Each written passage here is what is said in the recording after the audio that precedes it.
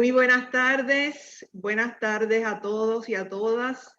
Les damos la bienvenida a estas ponencias de la tarde. Mi nombre es Nancy Santiago Capetillo y soy la directora del programa de Arqueología y Etnohistoria del Instituto de Cultura Puertorriqueña.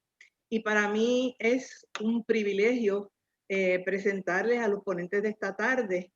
La Mesa de Arqueología Sanjuanera se compone de la arqueóloga Virginia Rivera y del arqueólogo Miguel Rodríguez López.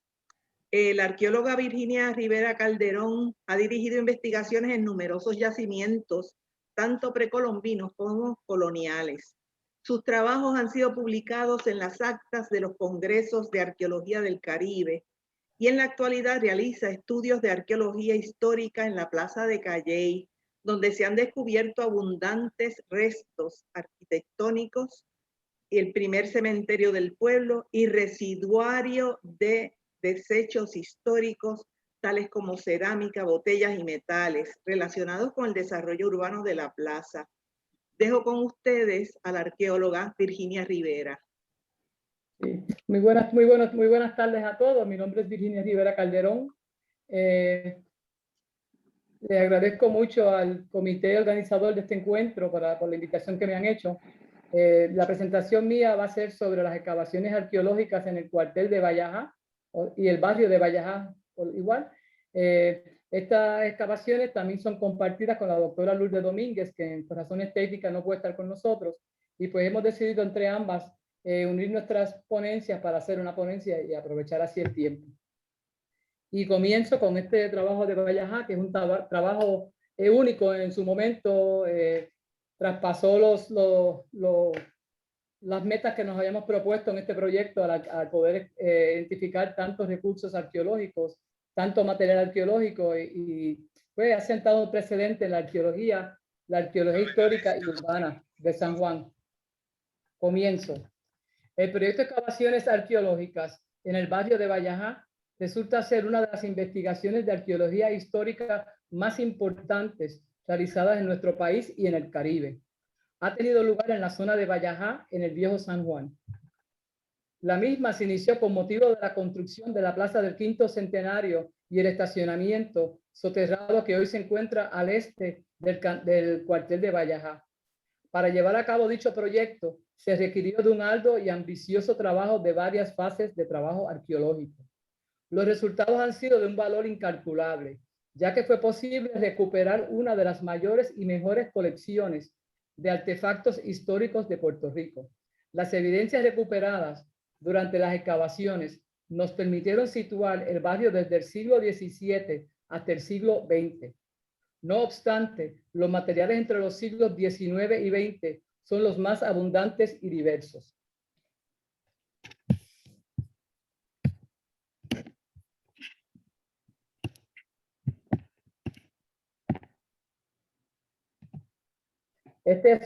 Aquí muestro ennegrecido el área que ocupaba el área de nuestro proyecto de Vallajá.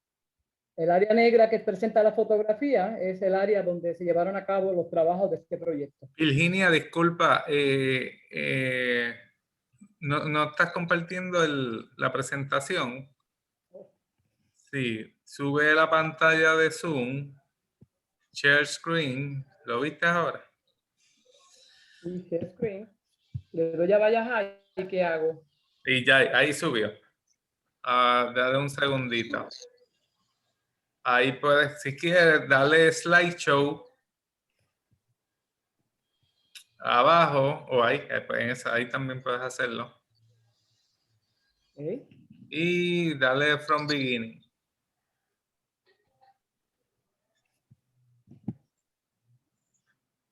¿Así? Sí. Ok. Como les decía, esta es una figura que representa el área arqueológica que cubrió nuestro proyecto. Toda esa área ennegrecida es el barrio de Vallajá. El sector noroeste del barrio de Santo Domingo adquiere el nombre de Vallajá de posibles inmigrantes del sector del puerto de Vallajá que ubica en la zona norte de la isla de la Española. Esta flecha que tenemos ahí en el plano, aquí, indica más o menos aquí donde ubica el puerto de Vallajá en la parte norte de Santo Domingo. Esta es una muestra, esta es una figura que muestra ya para el año 1898 cómo era el barrio de Vallajá. Y se fijan, ahí tenemos dos niños jugando gallos, tenemos como un puesto de observación y pues la gente con su vestimenta propia de esa época, ¿no? Esta es una gráfica que estoy mostrando con el propósito de que veamos cómo fue el desarrollo en términos de la población de Vallajá. Se tomó de los censos de 1833, 1846, 1898 y 1910. Si se fijan, en el 1898, donde la población fue más abundante, hubo más personas, y eso coincide interesantemente con los hallazgos arqueológicos que tenemos para ese barrio. Es cuando más cantidad de material arqueológico se recupera, porque tienen esos mismos fechados de esa misma época. Los trabajos de arqueología que se llevan a cabo en el antiguo barrio de Vallajá incluyeron excavaciones en el área que será ocupada por la Plaza del Quinto Centenario, el estacionamiento contiguo a Casablanca, el costado oeste del cuartel de Vallajá, además obras de infraestructura para el sector. Los trabajos dieron inicio en el año 1986 con estudios que revelaron la presencia de materiales culturales e históricos y de construcción que evidenciaban la presencia de remanentes arquitectónicas bajo el suelo, así como material de cerámica de los siglos XVIII, XIX y XX. Con estos resultados se hace necesaria una segunda fase de estudios arqueológicos que se lleva a cabo durante el año 1987 y que reveló la existencia de depósitos domésticos que conservaban gran integridad y cuya fecha data del siglo XVIII. Toda esta evidencia apuntó a la necesidad de realizar en el área una investigación extensiva, es decir, una fase de mitigación arqueológica. Ya para el año 1989 comienzan las excavaciones de Vallajá. Para poder llevar a cabo los trabajos propuestos, fue necesario reunir un amplio personal con el conocimiento y la motivación para poder lograrlo. Aquí le presento un plano que se levanta durante nuestro trabajo en las excavaciones. Y aquí vemos lo que sería Vallajá 1, Vallajá 2, Vallajá 3, el área de Vallajá 4 y el área de Vallajá 5. Estas fueron las 5 áreas que dividimos toda el área para así poder tener control de los materiales y poder llevar a cabo la excavación más eficiente.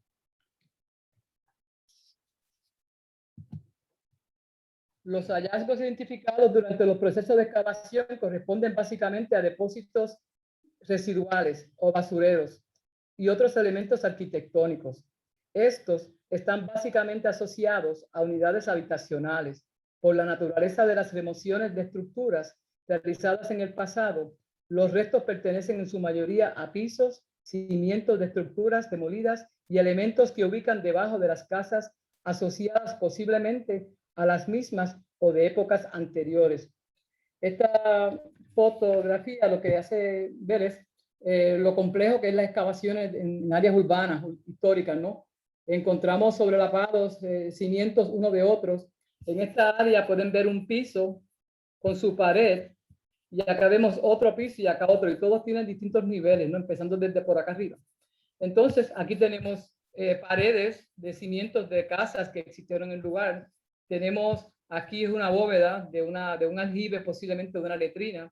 Y aquí presentamos ese dibujo que ustedes vieron en la fotografía. Toda la documentación que se recoge en el campo la vaciamos en este dibujo que ustedes están viendo ahí. Es la misma situación, todo lo que vimos en el campo está puesto en un dibujo de planta. Durante los trabajos fue posible identificar pisos, en su mayoría compuestos de ladrillos, conjunto de argamasa. En algunos sobre estos fue posible observar una sobreimposición de losas de distintos materiales de construcción y diseños. Identificamos un tipo de losas que fue utilizada para áreas específicas de patios, aceras o plazas. Estas se conocen como las losas canarias. Estas fueron identificadas en varias áreas de patios en las parcelas de Vallajá 2 y Vallajá 3. En la parcela de Vallajá 2 se identificaron los restos preservados de una cocina. Esta representa una subdivisión de una casa que ubica en la esquina noroeste de la manzana. La subdivisión fue realizada en hormigón, como también lo fue el fogón. El fogón representa 3 hornillas que presenta su superficie recubierta con losas de cemento. Aquí estamos viendo el dibujo de planta de lo que sería el fogón. Aquí tienen las 3 hornillas que expliqué que tenían. Aquí tenemos un dibujo entonces de sección y aquí finalmente ese elemento arquitectónico que encontramos se incorpora al dibujo de la planta completa de Valleja 2. La configuración y las dimensiones específicas de las unidades habitacionales varían en base a su ubicación dentro del barrio. Las casas de Valleja 1 se distinguían por ser unidades con divisiones formando cuartos pequeños. Los datos que hemos obtenido de las fuentes y mediante entrevistas a personas que habitaron en esta parte del barrio nos informan que los habitantes en esta parte del barrio en su mayoría eran personas que tenían relación con las actividades del cuartel de Valleja o cuando este era el Fuerte Brook. Aquí una presentación para que tengan idea de cómo son estas excavaciones. Acá arriba es nuestra superficie. La superficie estaba en esta área arriba. Tuvimos que remover todo el relleno que estaba aquí metido en todas estas paredes que están viendo, que son de casas, de residencias, para poder ver esto. Inicialmente, ¿qué veíamos? La superficie de las divisiones que aparecen como muros a veces. No es hasta que empezamos a hacer excavaciones profundas que vamos definiendo los muros en paredes, los muros en acera, lo que fuese, ¿no? En este caso, muchos de los muros resultaron ser las paredes de las casas que fueron cortadas en el momento de abandono del lugar. En la parte inferior derecha estamos viendo ahí a los compañeros trabajando en el cernidor. Si se fijan, están rodeados de paredes también. También tienen paredes en esa área.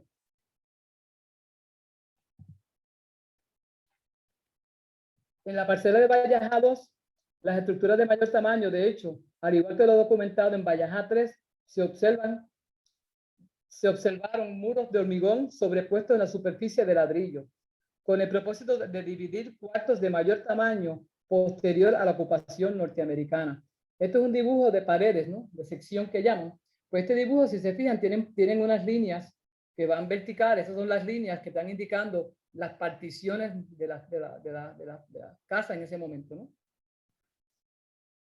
Bajo los pisos identificamos elementos arquitectónicos, tales como cisternas. Estas varían en dimensiones considerando su ubicación, más sin embargo, su método de construcción no varía. Su forma es rectangular con arco de medio cañón, empañetada en su exterior, y en su lado interior se observan los ladrillos con un fino empañetado.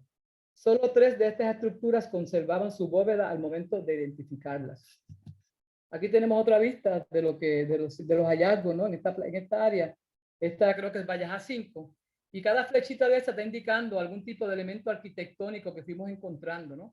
En un momento dado teníamos toda el área cubierta de estructuras que iban aflorando según se iba removiendo la tierra. Cada flecha de esta indica un elemento arquitectónico. Y aquí en el centro tenemos a los compañeros en el cernidor, porque toda la tierra que se sacaba de todos esos huecos, una vez que se sacaba todo el relleno, entonces pasaba al cernidor. Originalmente se había considerado la posibilidad de una cisterna por cada unidad habitacional, pero el hallazgo en la parcela número 3 de Valleja nos llevó a reconsiderar esa posibilidad. Durante los trabajos de Valleja 3 se identificó un complejo de 8 cisternas unidas por caños de ladrillos. Por su tamaño y cantidad nos pareció algo irregular en el vecindario. Entendíamos que esta cantidad de agua no podía estar asociada a una unidad habitacional como tal. Las cisternas identificadas en las otras parcelas presentaban dimensiones aproximadas de 2 metros por 3 metros y una profundidad de 2 metros, mientras que las de Valleja presentaban profundidades de hasta 4 metros. Según los estimados realizados, se acumularía un total de 1 millón de litros de agua en estas cisternas. Nuestra investigación arrojó una posible respuesta a este interrogante. Y es que la siguiente, según la consulta a fuentes históricas, se hace mención que la Plaza de San José en un momento constituía el atrio de la iglesia, antes de ser convertida en plaza. Esta fue utilizada como lavadero público. Entonces, es posible que la cantidad de agua almacenada haya sido utilizada con fines comerciales, tales como fue proveer agua a los lavaderos de la zona. Aquí tenemos una presentación de algunas de las cisternas que fueron apareciendo en ese lugar. De momento tenemos 4 y si te fijan tienen los caños que las van uniendo unas con otras. Durante los trabajos de exposición de estas cisternas, de este elemento arquitectónico, fue posible identificar en el interior de una cisterna los remanentes de columnas con arcadas, posiblemente relacionadas al Palacio Loreto, que ubicaba en esta parcela de Vallajá 3. Aquí tenemos la cisterna y aquí tenemos esta pared que es intrusiva, que no pertenece ahí, porque le pertenece a esta estructura que vemos aquí, que son unas columnas de ladrillos con sus bóvedas, con sus ladrillos contratapiados para formar la bóveda. Las letrinas representaban estructuras similares a la de las cisternas, variando el que no presentaban empañetado en sus paredes para permitir la percolación de sus aguas y que algunas no poseen piso. Son básicamente estructuras construidas en ladrillo con bóveda. Los depósitos excavados del interior de estas estructuras arquitectónicas han sido los de mayor cantidad de datos han aportado en términos de artefactos. Estos contextos presentan un alto nivel de integridad por ser intrusiones profundas cubiertas por capas de relleno para sellarlas. De esta manera, los disturbios ocasionados por las distintas intervenciones que hubo en el lugar no lograron causar impactos en la deposición de estos materiales. El nivel de integridad y preservación de estas letrinas es alto, considerando restos tales como cáscaras de huevos y escamas de pescado. Estos depósitos además presentan la característica de haber sido utilizados como basureros domésticos. En estas se depositan los objetos de uso diario que se rompían o que ya no tenían utilidad por distintas razones. Incluso hemos podido identificar letrinas asociadas a actividades específicas, como lo fue la excavación de una letrina en la parcela de Vallajá 3. En el interior de este elemento fue posible recuperar abundante material relacionados al hospital. Los materiales constan de frascos de medicina, frascos de ungüento para distintos propósitos médicos, jeringuillas, tubos de ensayos, propetas, laminillas de microscopio, enemas y otro montón de artefactos adicionales. Un hallazgo muy interesante fue descubierto en la parcela 3. Este corresponde a los vestigios de un jardín. Este fue localizado en los predios que consideramos ocupó el Palacio Loreto. Los vestigios consisten de 2 muros alineados paralelos, construidos en hormigón con círculos concéntricos en el medio. La parte central tal parece haberse utilizado para jardinera. Aquí vemos una vez más, aquí presento el elemento de la jardinera ya expuesto. Parecen líneas Nazca, pero no son. Entonces, a la izquierda tenemos el dibujo de toda el área de excavación. Aquí tenemos el hallazgo de lo que corresponde a la posible jardinera. Y aquí están los demás elementos que fuimos encontrando que los vamos asociando a toda ese hallazgo.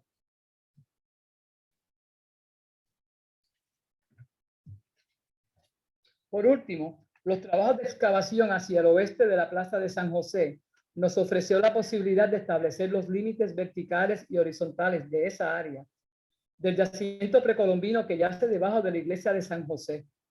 Durante nuestra excavación en este lugar fue posible obtener evidencias arqueológicas en este sitio. Los suelos son limoarcillosos en este lugar, guardaban integridad donde yacen fragmentos de vasijas del estilo saladoide, algunos mostrando su diseño entrecruzado en sus bordes, decorados blanco-rojo, mostrando diseños geométricos, adornos y agarraderas de vasijas, varias cuentas de cristal y piedras semipreciosas, y restos de fauna vertebrada e invertebrada. Esta fotografía corresponde ya al área arqueológica prehistórica, ¿no? Ahí vemos los restos alimenticios que constan en este caso de unos trombus gigas, hay remanentes de pequeñas conchas, otras y huesos. Aquí tenemos una muestra representativa de lo que fuimos encontrando en el lugar, que son aquí fragmentos de vasijas. Aquí se identifican las áreas de entrecruzado. al igual que aquí. Y aquí tenemos unas caritas que son de agarraderas zoomorfas. Durante estas excavaciones, frente a la iglesia de San José, en la calle Cristo, se recuperaron también restos óseos de un individuo que al principio pensamos que era indígena, pero según se adelantó la excavación, nos dimos cuenta que tenía mutilación dental muy marcada y posiblemente corresponde a un individuo de origen africano.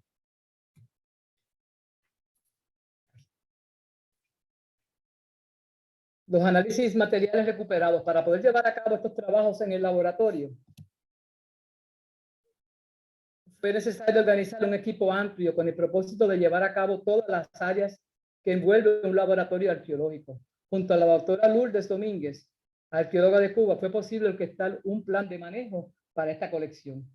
El complejo de artefactos y ecofactos recuperados sistemáticamente durante las excavaciones realizadas en el barrio Vallajá es sin duda alguna el más extenso y variado hasta el momento en la isla. Incluye artefactos de cerámica, vidrios, metales, lítica, hueso, concha, restos óseos y pasta. Los materiales de cerámica resultaron ser los más altos, los más abundantes y diversos, seguidos por los objetos de vidrio. En cuanto al análisis de materiales recuperados, es por primera vez en la isla que se lleva a cabo trabajos de laboratorio, integrando todos los aspectos necesarios en el procesamiento de los artefactos. Según se recuperaban los artefactos en el campo, se procesaban en el laboratorio. Se crearon hojas de análisis para elaborar el esquema analítico de la cerámica, en donde se subdividieron por conjuntos, grupos, tipos y variantes. Se crea una ceramoteca, en donde se identifican los fragmentos de cerámica con su procedencia y origen, fechado y toda aquella información relevante a cada fragmento. Según se procesaban en el laboratorio, se separaban los fragmentos con posibilidad de restauración. Luego de restaurados, se incluyen en el catálogo de la colección. En estos materiales que pude presentar, es con estos materiales que pude presentar en el 2003 la primera exposición de arqueología histórica en el Museo de la Universidad de Puerto Rico, titulada Arqueología de un barrio de San Juan. Ahora vamos a hablar aquí sobre los diferentes tipos de cerámicas y materiales que se identificaron durante este proyecto, estas excavaciones. La mayor parte de la cerámica histórica encontrada durante las excavaciones de Vallajá corresponden a los siglos XVIII al XX y en su mayoría eran procedentes de Europa. De estas, la mayor parte provenían del norte de Europa. El conjunto de cerámica más abundante en la zona fue la cerámica perlada, que se descubrió aproximadamente para finales del siglo XVIII y primera mitad del siglo XX. Se identifican algunos tipos y variantes de esta cerámica, incluyendo piezas pintadas a mano, pintadas por transferencia.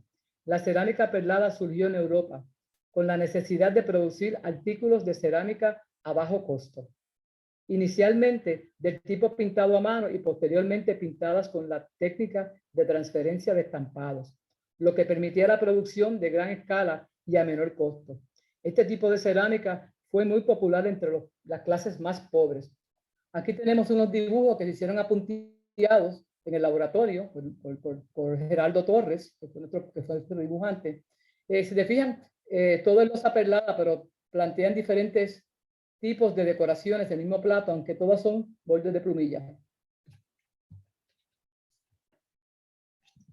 Otro grupo de cerámica encontrado en abundante cantidad lo componían las variedades de cerámica barnizada con plomo, como son los tipos el morro ware y rey ware. La cerámica el morro, que es la que estamos viendo en este momento, constituía piezas utilizadas para cocinar, como cazuelas y sartenes y pequeñas jarras, mientras que la cerámica rey, se trata de artículos para uso en la mesa. La cerámica morro fue identificada por vez primera en el 1962 durante las excavaciones realizadas por el arqueólogo Hale Smith en el Morro de San Juan. De ahí viene su nombre. La cerámica tipo bizcocho, la cual no representa vidriado, su pasta es fina, de color blanco amarillento, estuvo presente aunque en menor cantidad.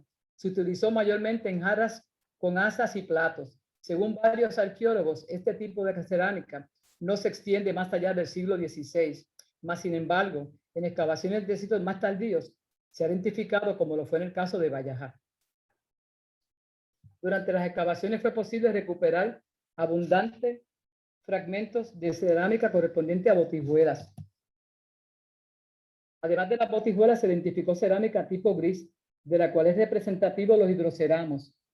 Las que ven que son grises al frente, esta imagen, y las que tenemos a la derecha, son lo que corresponde a la cerámica gris.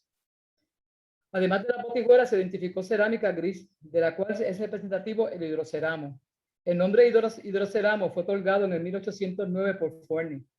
Estos recipientes se utilizaban para guardar agua que permitiera la transpiración de la humedad a través de sus paredes, con el propósito de que el agua estuviese siempre fresca. Las mayóricas constituyen el siguiente grupo de cerámica más frecuente en la zona. Su barro es de color crema. La mayórica es un tipo de cerámica que se desarrolló en el siglo IX en el Medio Oriente y fue introducida en la península ibérica por los árabes, en donde los alfares de Mallorca se establecieron en ciudades como Talavera de la Reina, Sevilla, Cataluña, entre otras. La mayoría de las piezas mayóricas españolas encontradas en las excavaciones nuestras procedían de Triana en Sevilla.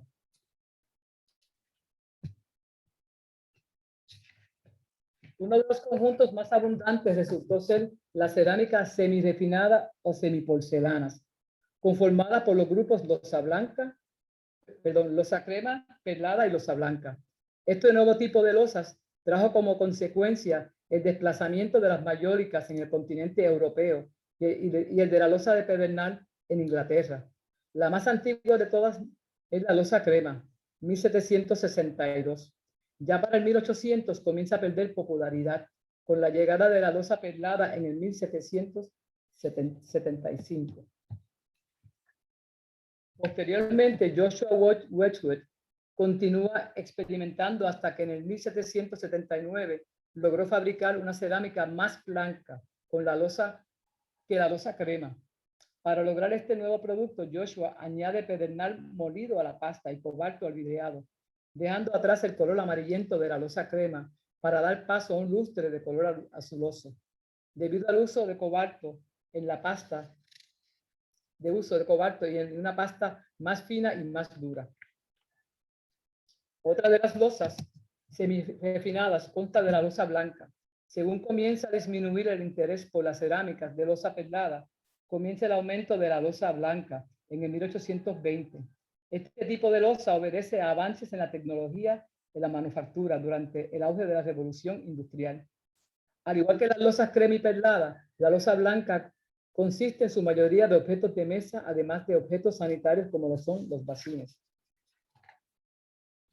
Sin embargo, en términos de los hallazgos con respecto a la cerámica, uno de los más importantes ha sido la identificación de cerámica que he denominado cerámica criolla, que se trata de cerámica confeccionada por manos locales, no indígenas, y en alfares de San Juan. Su manufactura con el método de acolderado o modelado de una masa de barro y se procesa la arcilla de manera sistemática. Las piezas evidencian haber sido quemadas en fogata abierta. Esta cerámica no exhibe barnizado, estampado ni pintura. Por similitudes entre algunas piezas encontradas en Valleja y piezas del tipo Colonoware del sur de Estados Unidos, así como por el análisis del doctor Brian Crane, que formó parte del equipo nuestro en un momento, reconoció características coincidentes entre las piezas de Valleja y en la tradición cerámica del África Occidental. Se confirma la presencia de alfares africanos realizando cerámica en Puerto Rico. Esto ha sido confirmado por la historia documental. La cerámica criolla encontrada en Valleja es además de carácter utilitario y seguramente la de menor costo hallada en los contextos arqueológicos de nuestra área de estudio. Vidrios. La mayoría de los vidrios identificados en Valleja datan de finales del siglo XIX y principios del siglo XX. Y su confección es norteamericana y europea. Durante nuestra excavación fue posible recuperar gran cantidad de botellas de bebidas y licores, botellas para envasar productos de cocina, frascos que contenían tinta, frascos de medicina y frascos de perfume y otros productos de higiene personal. También se identificaron en algunas áreas copas de cristal y artículos de mesa. Aquí se muestra una gráfica donde se pueden ver todos los tipos de uso para los cuales se identificaron los vidrios de Valleja, y el más alto de todos fue el de licor, seguido por artefactos de mesa, seguido por medicamentos, otros y tapas para las botellas. Además de todos los materiales mencionados, recuperamos otros objetos fabricados a partir del uso de hueso de vaca. Estos presentan diversos usos, tales como cepillos de dientes, cepillos para el cabello, botones, abanicos de mano, peines para el cabello, fichas de dominó, entre otros. También se encontraron materiales de metal, tales como botones, hebillas, balas y monedas. Por otra parte, se encontraron también objetos de entretenimiento, entre ellos dominós, canicas, dados, juegos de café en miniatura, fichas de juego, partes de muñeca y piezas de ajedrez. Aquí tenemos todas las miniaturas. Este que tenemos aquí lo vimos nosotros en el morro, y también más sin embargo, mírenlo aquí en miniatura para juegos. Todo esto son miniaturas de juegos de café para los niños, canicas, partes de muñecas, los dominó que están hechos a partir del hueso de vaca. Y aquí tenemos dibujos punteados de los distintos botones que fuimos encontrando, que lo hicimos así para levantar algún tipo de nomenclatura para los botones. También tenemos aquí hebillas que están hechas a partir de bronce o de cobre. Durante la excavación fue posible recuperar algunas monedas. Durante su limpieza y proceso en el laboratorio fue posible identificar una moneda fabricada de platino, revestida en oro, con fecha de 1868. El valor de la misma era de 10 escudos. Lo interesante de esta moneda es que corresponde a una de las primeras falsificaciones de la época. Según investigamos, la misma circulaba en España con un valor de 10 escudos, pero era confeccionada en oro sólido. Mas, sin embargo, la que circulaba en el Nuevo Mundo estaba fabricada en platino, revestida de oro.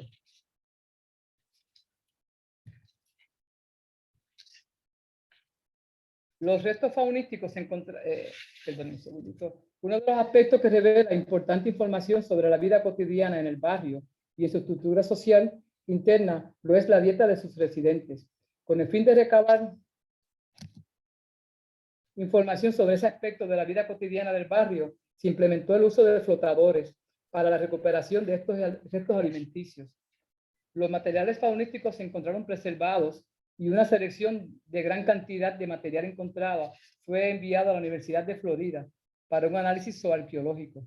Lo más importante de este estudio es que por primera vez se realiza un estudio de análisis de este tipo a materiales asociados a viviendas particulares, puesto que en el pasado se había realizado sobre material recuperado de basureros comunales, por lo que no era posible determinar en qué sector de la ciudad eran consumidos los restos hallados. Con este estudio se pudo determinar la dieta de los residentes del barrio y los de cada vivienda específicamente, lo que ofrece un panorama más amplio de la estructura social de los individuos. Bueno, en un contexto como el del barrio Valleja se presentó la excepcional oportunidad de realizar una investigación arqueológica de grandes proporciones que ampliaron los conocimientos históricos de la sociedad colonial.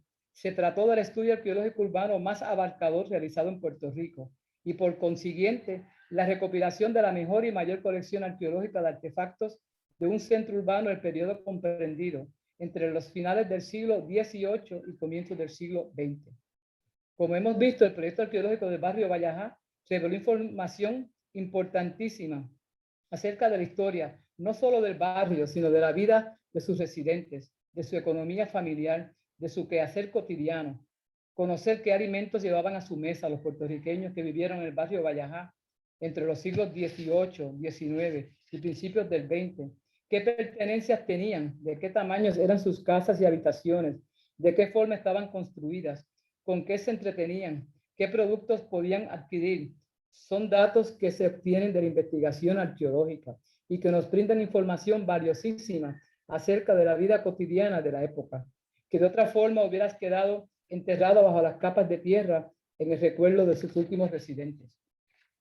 El estudio arqueológico realizado en el barrio Vallajá confirmó lo recopilado por la historia documental y oral, pero además resultó en la oportunidad de ampliar lo documentado y darle vida a ese pasado a través de la información obtenida. Las exposiciones realizadas, las conferencias dictadas han servido para despertar ese pasado, para ofrecerlos a otros. Esta oportunidad muy pocas veces se obtiene. Me siento muy satisfecha de haber formado parte de este grupo de trabajo en Vallajá. Gracias.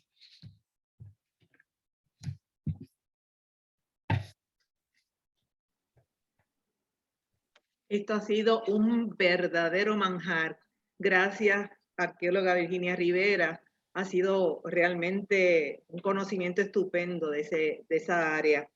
Bueno, ahora nos toca trabajar con el arqueólogo Miguel Rodríguez López, que debo decir, entre otras cosas, que es mi mentor, que gracias a él yo soy arqueóloga. Miguel Rodríguez López es un arqueólogo que por espacio de 15 años tuvo el cargo de rector en el Centro de Estudios Avanzados de Puerto Rico y el Caribe.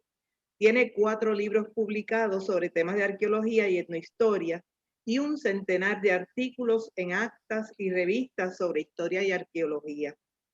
En la actualidad se desempeña como catedrático en la División de Artes Liberales de la Universidad Ana G. Méndez en el recinto de Gurabo. Para mí es un honor presentarles también al compañero y mentor Miguel Rodríguez López. Bueno, muy agradecido a Nancy por sus palabras. ¿Me están escuchando? ¿Sí? ¿Se oye? ¿Se escucha? Sí, se escucha, se escucha. Muy bien. Está Pues muy nada, bien. voy a hablar a ustedes sobre la arqueología del convento de los dominicos. En un sentido es un complemento al trabajo que ha presentado la arqueóloga Virginia Rivera del área de Vallajá. El antiguo convento de los dominicos no es un edificio histórico más del viejo San Juan. Yo diría que, a mi entender y al entender de mucha gente, no hay un edificio más emblemático de la historia de la ciudad capital que esta estructura, junto, claro, a su antigua capilla conventual, que es la que hoy llamamos la iglesia de San José, y que ha sido recientemente restaurada en todo su esplendor. Así que cuando hablo del convento de los dominicos, también tengo que hablar, ¿verdad?, de la capilla del convento, que es lo que conocemos ahora como la iglesia de San José. Este icónico monasterio fue fundado en 1523 por Fray Antón de Montesinos en un solar donado por Juan Ponce de León. Así que vemos, estoy tratando de pasar los slides y no encuentro aquí la forma de hacerlo. Vamos a ver. Usa las flechitas que tienes en el teclado. Vamos a ver si lo puedo hacer.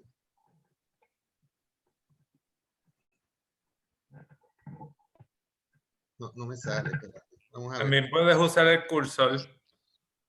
Ahora salió. Muy bien. Ya se ve. Sí, aquí tenemos el antiguo convento de los dominicos. Majestuoso edificio en su parte exterior y en su parte interior también. Vamos a ver. Como les señalé, el edificio del convento de los dominicos aparece en los primeros mapas, en los primeros planos del viejo San Juan. Siempre aparece identificado como tal, el convento de Santo Domingo, como parte de las estructuras principales, ¿verdad?, y más importantes de San Juan y como ya señalé ahorita, una de las más antiguas. A lo largo de 5 siglos de historia, este edificio ha sido en ocasiones protagonista, en otras accidentada víctima, pero siempre fiel testigo del acontecer religioso, político, social y cultural de la ciudad de San Juan. Aquí tenemos otro plano muy antiguo, de 1625, y aparece ahí señalado el monasterio, ¿verdad?, el convento de los dominicos en este plano de 1625. Siempre está, y ahí vemos el tamaño, la importancia que tenía, siempre está resaltada en todos los mapas y documentos históricos del viejo San Juan. Y también, para completar, quisiera leer esta descripción que da el John Leahy, el capellán de la expedición de Jorge Clifford, conde de Cumberland, que estuvo en el convento. Ellos capturaron por un tiempo parte de la ciudad. Dice: existe también un monasterio hermoso situado al norte del poblado, un poco distante del caserío. Está fabricado de ladrillos en un espacio cuadrado. Tiene iglesia y salón y todas las celdas necesarias para el prior y la comunidad de frailes. La situación de este edificio es espléndida, deliciosa, sobre una colina desde donde se divisa el mar por 3 lados. Así que yo creo que es una descripción y hay muchas otras descripciones, ¿verdad? Pero yo solamente voy a decir esta para que ustedes se imaginen una persona en siglo XVI, fines del siglo XVI, viendo esa estructura, realmente la describe como una estructura majestuosa y desde el punto de vista estratégico muy importante. Aquí tengo el viento de mi casa que me movió los papeles.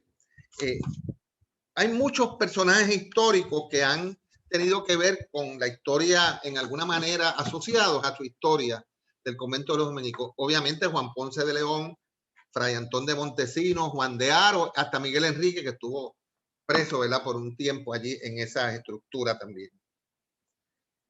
Desde muy temprano, su historia también se convirtió en centro universitario del Nuevo Mundo, uno de los primeros, ¿verdad?, cuando en el 1532 el Papa Clemente VII le concedió a los dominicos licencia para ofrecer estudios generales para religiosos y para seglares. Y debo añadir también que a lo largo de 5 siglos ha recibido ataques de indios caribes, de corsarios ingleses, fue impactado por el fuego vengativo del holandés Baldino Enrico en 1625, que le pegó fuego a parte de la ciudad, incluyendo parte del convento, y por los bombazos de la Armada Norteamericana en 1898. Así que es un edificio emblemático, histórico, importante en la historia de los 500 años de la historia del viejo San Juan. En 1843 terminó su finalidad religiosa cuando el gobierno español lo amplió y lo remodeló como cuartel militar y sede de la Real Audiencia. Luego de la invasión norteamericana, fue ocupado por el ejército de los Estados Unidos hasta 1967, cuando después de una azarosa historia pasó al gobierno de Puerto Rico.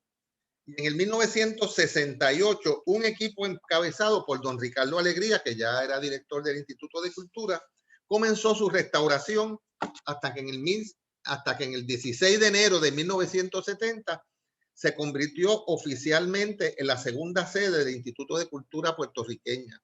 La primera fue el Centro de Convenciones, donde está ahora mismo el antiguo Casino Español al lado de la Plaza de Colón. Y la tercera sede es la que está actualmente en el Asilo de Beneficencia. Durante esos años, en 1967 al 1968, don Ricardo Alegría excavó en diferentes lugares del patio interior y bajo los pisos del convento de los dominicos, obteniendo abundantes muestras de cerámica, loza, vidrios, azulejos y otros materiales europeos muy tempranos que confirman la antigüedad de su construcción y la opulencia de sus residentes dominicos. Pero también, esto es lo que quiero hablar como arqueólogo también, que pocas personas conocen que también Ricardo Alegría excavó cientos de fragmentos de cerámica precolombina, restos alimentarios, herramientas de piedra y otras evidencias culturales de las comunidades originarias que habitaron esa sección tan privilegiada de la isleta de San Juan, la parte más alta, al menos 15 siglos antes que lo que habitaron los frailes dominicos. Me contaba don Ricardo que para él fue una agradable sorpresa este hallazgo que ampliaba el conocimiento de la entonces llamada cultura igneri o saladoide en su temprana fase, que él ya había identificado en la finca de Hacienda Grande en Loíza. Quiero señalar también que el análisis de la cerámica excavada fue utilizada por doña Mela Pons para su tesis de maestría de la Universidad de Nueva York en Búfalo en 1973. Esa copia de su tesis está en la biblioteca del Centro de Estudios Avanzados, que me imagino que en algún momento se puede consultar. Es Igneri Ceramics from the Convent of Santo Domingo, Puerto Rico. Y también doña Mela escribió algunos artículos sobre esos materiales que presentó en diferentes congresos arqueológicos. El nuevo sitio indígena se convirtió entonces en el segundo yacimiento indígena detectado en la isleta de San Juan. Ahí los vemos marcados en rojo, San Juan 1, que es este yacimiento, y San Juan 2 en el área de Puerta de Tierra, ¿verdad? No voy a hablar mucho sobre ellos, pero lo que quiero establecer es que ya en la isleta de San Juan se han detectado esos dos y quizás otros yacimientos indígenas también, previa a la existencia del poblamiento español en la isleta de San Juan. De hecho, el que tiene la nomenclatura San Juan II es el que está bajo la Guardia Nacional, que fue también objeto de excavaciones durante el debatido proyecto de paseo lineal de Puerta de Tierra, que fue en los últimos años, pues ha sido bastante controversial. Interesante que aunque el sitio de San Juan I fue descubierto después, pero cuando se hizo el inventario del Instituto de Cultura, pues se puso el de San Juan I, el debajo del convento de los dominicos, como el primero, y el otro se puso segundo, aunque había sido descubierto después. Pero las excavaciones arqueológicas bajo el convento y bajo la iglesia de San José no quedaron en esa primera intervención, porque con motivo de la restauración del edificio de la iglesia, 10 años después, don Ricardo volvió a excavar en la iglesia de San José como parte de un acuerdo con el entonces ya cardenal Luis Aponte Martínez. Ya don Ricardo Alegría no era director del instituto, pero siguió, como ustedes saben, toda su vida realizando, dirigiendo proyectos de restauración y de reconstrucción de diferentes edificios en San Juan, y hizo la primera restauración que se llevó a cabo en el interior de la iglesia de San José. Estas fotos son del amigo Antonio Daubón, especialmente esta que está el piso de la iglesia, donde se hicieron varias excavaciones arqueológicas. Y, ¿verdad? Puedo señalar que ese proyecto fue el primer proyecto que yo trabajé con don Ricardo Alegría. Estamos hablando de 1978 al 80. En aquel momento, la supervisión del proyecto estaba a cargo del querido compañero arqueólogo ponceño Jesús Figueroa. Y yo trabajé bajo la supervisión de Jesús y de don Ricardo Alegría también. Bajo el piso de la iglesia se encontraron en aquel momento osamentas humanas pertenecientes a figuras religiosas y a ciudadanos sanjuaneros también. Se documentaron algunas criptas, nichos subterráneos que existen frente al altar y en algunas de las capillas. De gran interés para mí fue que encontramos en las excavaciones de parte de la iglesia de San José, de nuevo el yacimiento arqueológico que había excavado don Ricardo debajo del convento de los dominicos, al lado, y que la arqueóloga Virginia Rivera señaló también en su informe que había sido excavado parte de ese yacimiento en la acera frente a la iglesia de San José y frente al Instituto de Cultura. Así que fue interesante, ¿verdad? Ese hallazgo. Y aquí, ¿verdad? Ahí me pongo yo, como decía antes, ¿verdad? La gente, así era yo, ¿verdad? Como la vida castiga. Pero ahí estoy yo trabajando en aquel momento, 1978, ya un joven estudiante del Centro de Estudios Avanzados, precisamente, con don Ricardo Alegría. Y esa es el área donde apareció parte del yacimiento indígena, debajo de la escalera que sube al segundo piso de la iglesia, al coro, que ahora creo que se utiliza ahora, se pusieron dos figuras, uno de un exgobernador y no sé si el otro de quién es, que está allí, pero no fue que la gente piensa que allí habían dos nichos o dos lugares de enterramiento, no, allí lo que había era parte del yacimiento arqueológico que se puede ver debajo de esta capa de ceniza, todo este terreno negro. Ahí aparecieron fragmentos de cerámica, objetos de diferentes tipos, y se pudieron tomar muestras también de carbón de esa excavación, que nos dio también la oportunidad de saber la antigüedad de ese sitio bajo el piso de la iglesia. Fue muy útil el poder excavar, y conseguimos, ¿verdad?, con muestras de carbón, obtener 3 fechas de radiocarbón del yacimiento indígena, que nos dio realmente que sumando las 3, ¿verdad?, para no entrar en detalle de cada una de ellas, que entre el 240 antes de Cristo al 165 después de Cristo, por lo menos 400 años hubo un poblamiento indígena debajo de la iglesia de San José, que es el mismo debajo de la iglesia debajo del convento de los dominicos. Cuando don Ricardo excavó todavía no existían o no estaban perfeccionadas las pruebas de carbono 14, y nosotros tuvimos esa oportunidad de tener 3 muestras en aquel momento que han sido publicadas, ¿verdad?, en los libros de Raus y Alegría, como obtenidas en el convento site en el Viejo San Juan. Así que tenemos ya una antigüedad, ¿verdad? Un poblamiento antiguo, anterior al de los dominicos en ese lugar. Y también, señalando también lo que señaló también la arqueóloga Virginia Rivera, en el área de, como parte de las excavaciones de Vallajá, también se obtuvieron 2 fechados de ese yacimiento indígena de la cultura saladoide y a mi juicio también de la cultura que ahora llamamos, que en aquel momento no se conocía, de la cultura huecoide, que ha sido también identificada en Vieques y en Punta Candelero y en otros lugares de Puerto Rico, que nos dan también una antigüedad entre 240, entre 50 antes de Cristo y 230 años después de Cristo. O sea, más o menos coincide con las fechas que obtuvimos en la iglesia de San José para ese componente indígena saladoide muy importante que fue detectado por don Ricardo Alegría, tanto en el convento de los dominicos como después en la iglesia de San José, como en la excavación de Vallajá, que se realizó años después frente ahí, era parte de un yacimiento.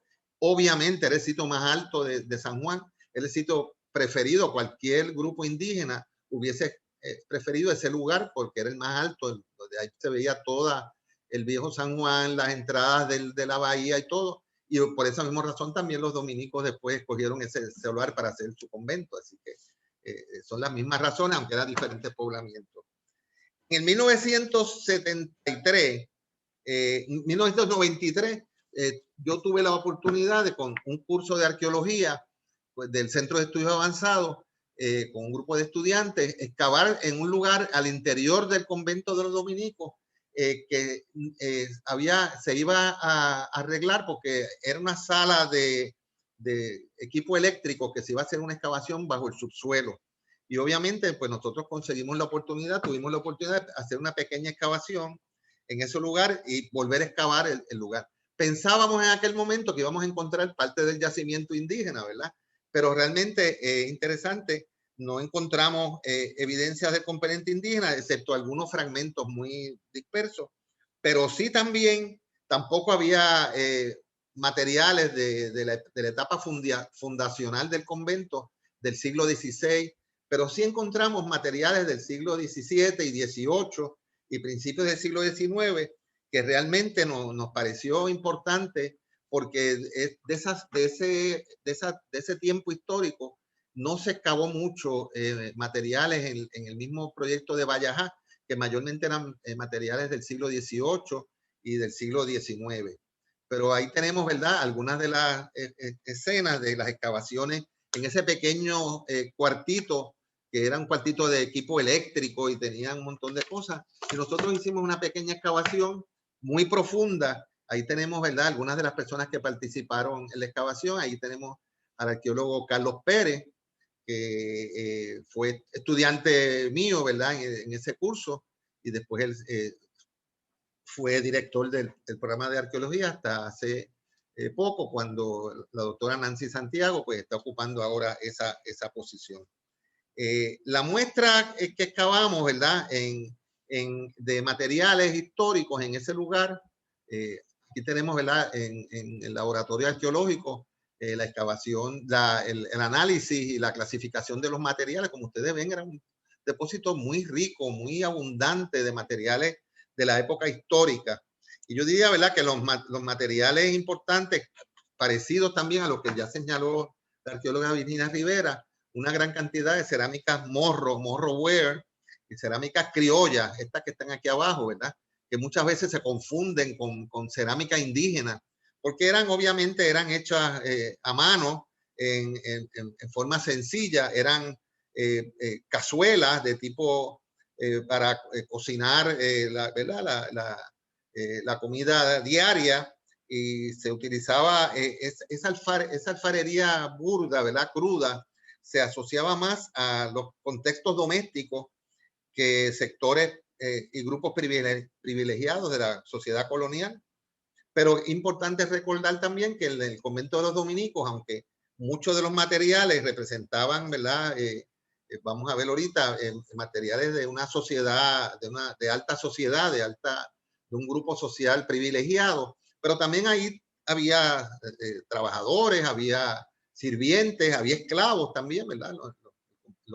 La orden dominica tenía, no solamente en la época indígena, tenían esclavos o trabajadores indígenas, sino también esclavos africanos que fueron esclavizados, ¿verdad? Y trabajaron como parte de las personas que estaban viviendo en el convento.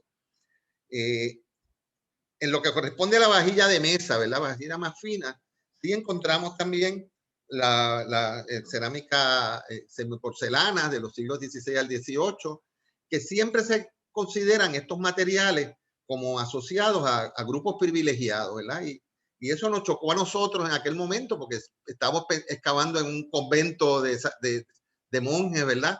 Pero luego cuando uno hace el análisis, la investigación histórica, la orden de los dominicos era una orden privilegiada, ¿verdad? En ese aspecto. Y eran importantes desde el punto de vista económico, desde el punto de vista político, era una fuerza importante en la incipiente colonia, ¿verdad? De los siglos XVI hasta el siglo XVIII. Así que tenemos, ¿verdad? Este tipo de cerámica muy asociada a esos grupos de élite de la sociedad de la época.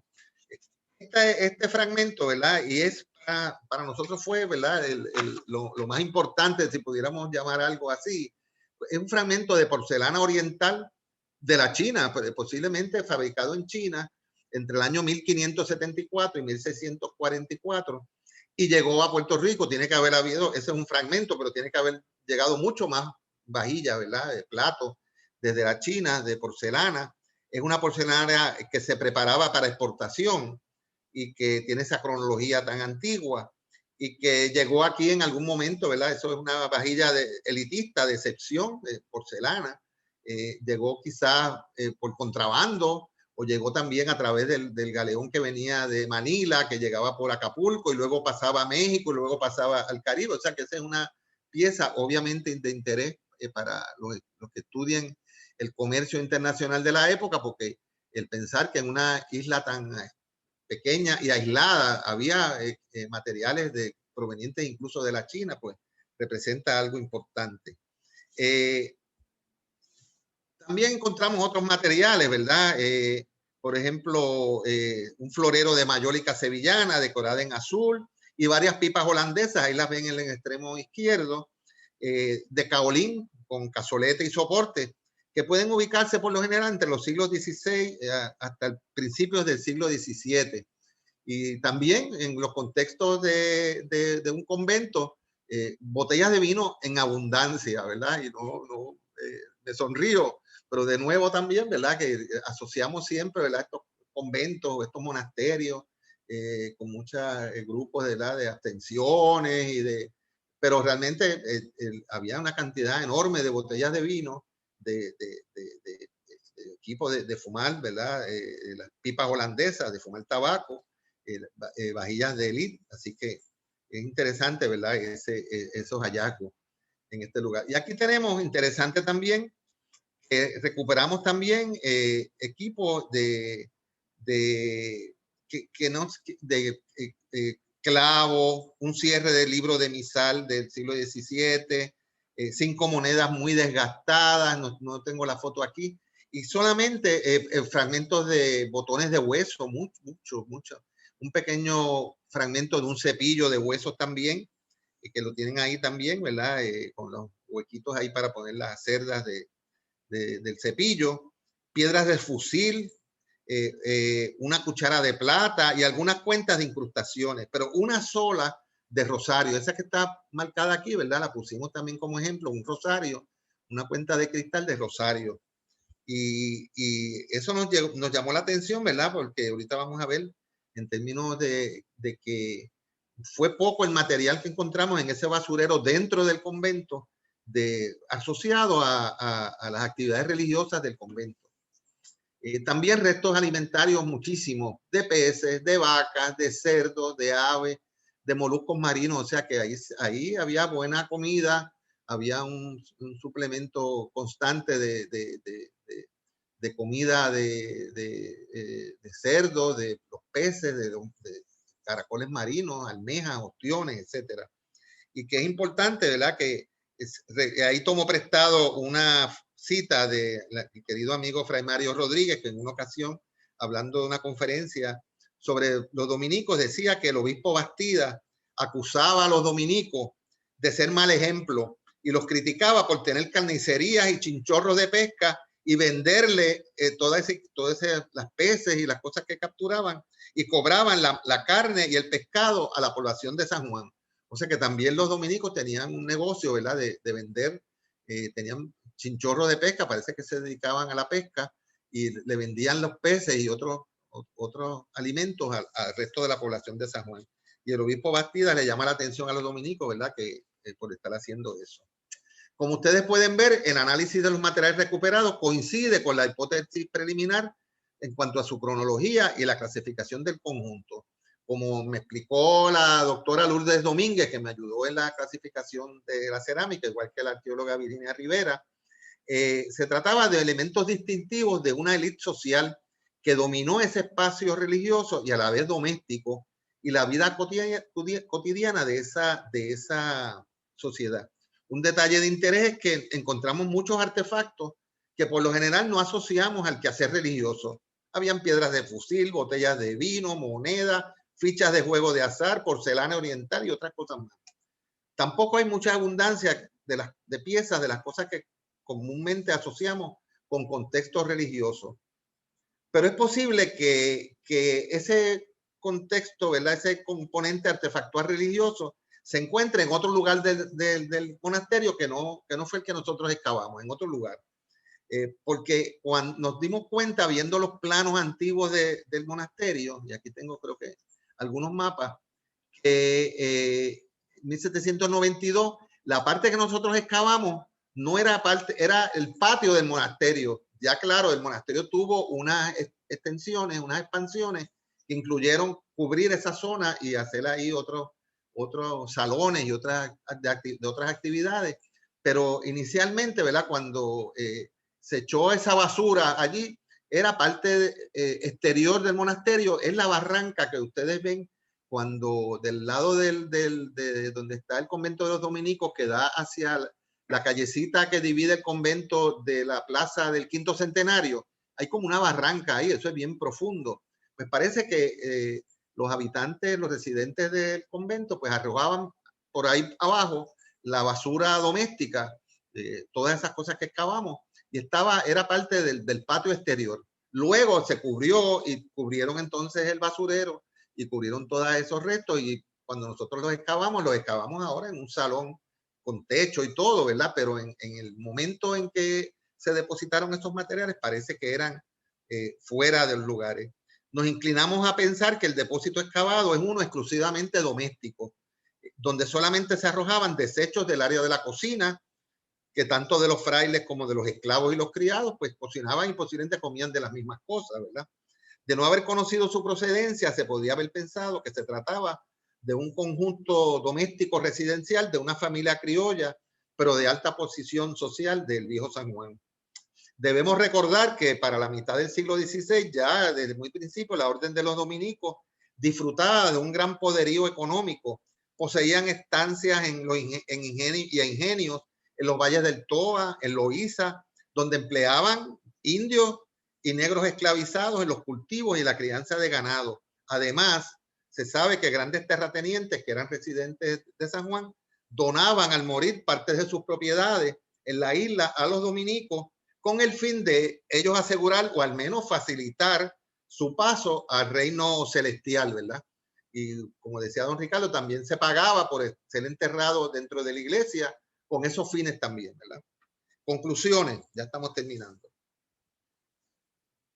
Las pasadas décadas, ahí tenemos un resumen de todas las actividades arqueológicas que se han hecho en esa zona, ¿verdad? Aquí tenemos las primeras de Alegría, aquí en el 1967 al 69, en el patio interior y en algunas de las áreas, ¿verdad?, del convento de los dominicos. Luego, Alegría, 1978-1980, realizaron excavaciones en la iglesia de San José. Creo que leí en algún sitio que también Osiris Delgado también había realizado algunas excavaciones de prueba en la iglesia, en el interior de la iglesia en algún momento, y otras personas más. Luego las excavaciones de Solís y Rivera, y frente a la iglesia y frente al convento, en esta zona de la calle del Cristo, y las excavaciones que realicé con mis estudiantes en el interior del convento, pero que eran parte, posiblemente en esta zona, que eran parte de un patio exterior fuera de los límites originales del convento de los dominicos, que eran este aquí grande, ¿verdad? El patio que rodea al patio interior del convento. Conclusiones. En las pasadas décadas, en las grandes capitales del mundo antillano y desde hace mucho tiempo en el resto del mundo, la práctica de la arqueología ha unido fuerzas con las tradicionales investigaciones históricas de carácter documental. Y lo hemos visto, ¿verdad?, con el proyecto arqueológico de Vallajá y otros proyectos más que también se han realizado arqueológicos en zonas urbanas, ¿verdad?, especialmente en el Viejo San Juan. Yo creo que de esta manera se obtiene una visión más amplia de la diversidad de los grupos sociales y culturales que ocupaban estos grandes centros urbanos, ¿verdad? Y ahí vemos como los centros de La Habana, Santo Domingo y también el Viejo San Juan.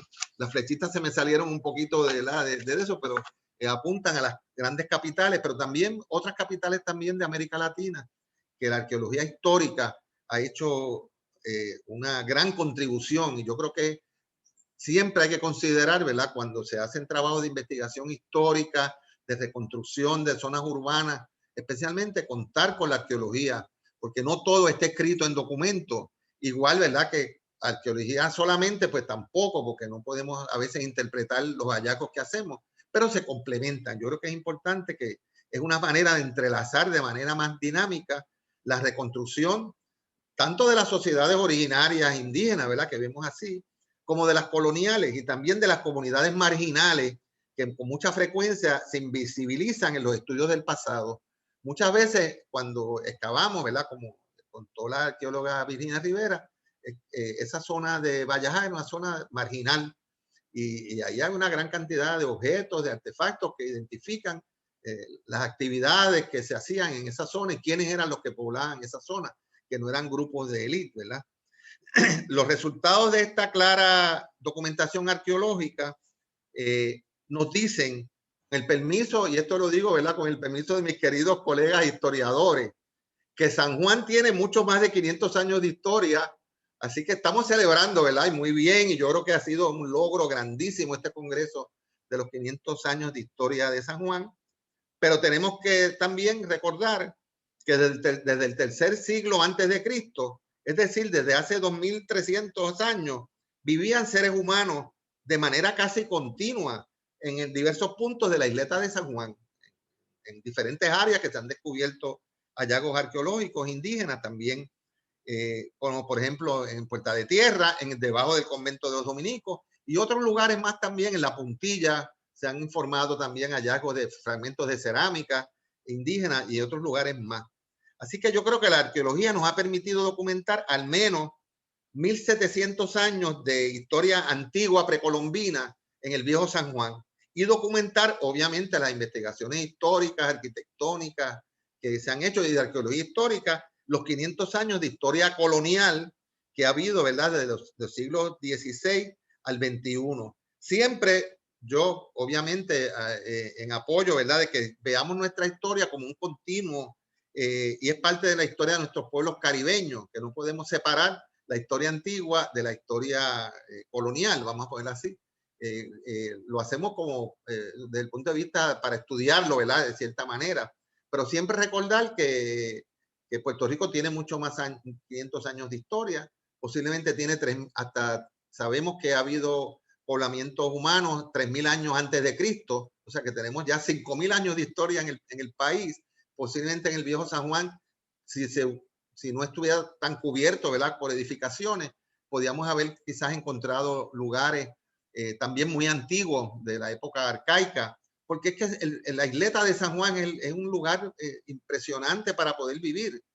Cualquier cacique indígena hubiese dicho, aquí es que yo quiero hacer mi poblado. Lo rodea el mar para la pesca, para la recolección, son terrenos fértiles para la siembra. Se dice que no había fuentes de agua, pero para las comunidades indígenas no necesitaban tampoco grandes cantidades de agua, podían hacer unos pozos, agua de lluvia, o cerca podía haber al otro lado de la bahía o en la isleta donde es ahora Santurce, fuentes de agua. Así que nada, quiero agradecer, ¿verdad?, los que me han estado escuchando la ponencia, y siempre yo defendiendo la arqueología, ¿verdad? Yo creo que lo hacemos nosotros, Nancy también como arqueóloga, Virginia también, y tenemos que siempre pensar que la arqueología nos abre a veces unas ventanas que la documentación histórica no dice, no se escribe, ¿verdad? Es una historia no escrita que hay que tomar en cuenta también. Así que muchas gracias y espero, ¿verdad?, que les haya gustado la presentación. Muchas gracias, profesor y compañero arqueólogo Miguel Rodríguez López. Esta tarde realmente hemos tenido un manjar. Nos han dado unas cuantas recomendaciones y nos han felicitado también por las presentaciones. Excelente, interesante, dice Yolanda Pocahontas. Vilma Pizarro habla de que entiende que los negros vinieron o vivieron en esa área en el siglo XVI y pregunta si eso es correcto. Sí, no, claro que sí. Yo creo que desde el siglo XVI hay poblamiento y hay documentación de negros esclavizados y que vivían en comunidades también en el mismo viejo San Juan. O sea, no eran solamente europeos los que vivían en el San Juan en el siglo XVI, claro que no. Y estoy seguro que también vivían indígenas también. Y tenemos que tener en cuenta que desde que llegaron los españoles a Puerto Rico traen ya gente negra, porque ya había pobladores africanos en España cuando Así llegaron. Carmen Meléndez Negrón dice que es muy interesante. Vilma Pizarro también pregunta que si en Vallajá hubo un hospital. Si saben si hubo un hospital allí. No, es el Hospital Rodríguez. En el siglo XIX, ¿verdad? Exactamente. Militar. Es militar, el hospital es militar. Ok. Sandra Fábregas dice que algunas cerámicas parecen botes de farmacia y hace sentido que sean de Sevilla. De allí vinieron boticarios y físicos, dicen ellos. Y yo les invito a que el jueves sintonicen también porque van a hablar de eso. Gladys Montañez dice que se ha hecho investigación, que si se ha hecho investigación sobre los artefactos médicos. ¿Y dónde se encuentran si se ha hecho? No, que yo conozca. No se conoce, ¿verdad? Vilma Pizarro dice que la losa que presentó Virginia es muy bella. Sandra Fábregas nuevamente dice que está muy interesante el hallazgo de los frascos de medicamentos. Carmen Alicia Morales indica que el libro de doña Mela es Iñeri Ceramics of the Dominican Convent in Puerto Rico. Así es. Gladys Montañez dice que qué maravilla. Miguel Norbert Dubarri, interesantísimo. Lulu Fung manda saludos desde Colón, Panamá. La cerámica está asociada también al almacenamiento de medicamentos, especialmente la talavera, nos indica Sandra Fábregas. Yosilda Costa dice que los hijos segundos o segundones estaban destinados a la iglesia o al ejército, que no abandonaron sus costumbres y eran aristócratas en los monasterios. Así es. Guaraguao Pitirre dice que también las excavaciones del arqueólogo Carlos Pérez para el año 2000, para las instalaciones eléctricas alrededor del convento. Muy atinado, Miguel, dice Sandra Fábregas, esto es parte de lo que se quiere con estos congresos, seguir descubriendo conocimiento. Ada Negrón dice interesante, gracias. John Paul González, felicidades Miguel. Betsy Collazo, hola, saludos desde La Perla. La fundación le felicita en este evento. Ricky Colón dice que es muy interesante. John Paul González es desde Nueva York y felicita a todos por el congreso. Petrín Fiol Silva dice que es muy excelente. Ricky Colón dice, soy de Guánica. ¿Tienen conocimiento si había poblados de indios y esclavos? Yo no lo dudo.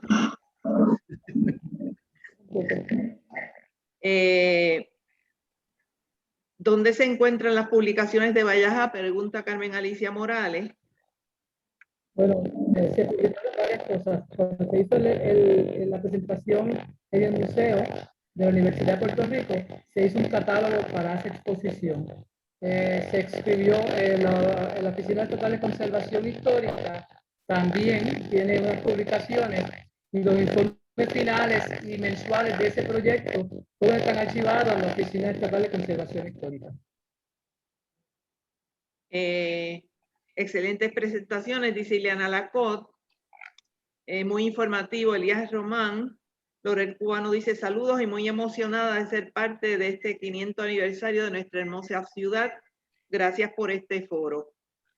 Pues yo creo que con esto cumplimos nuestra misión en esta mesa. Les invito a la próxima mesa, que es el siglo XVI, y precisamente es el arqueólogo Miguel Rodríguez López quien estará a cargo de esa mesa.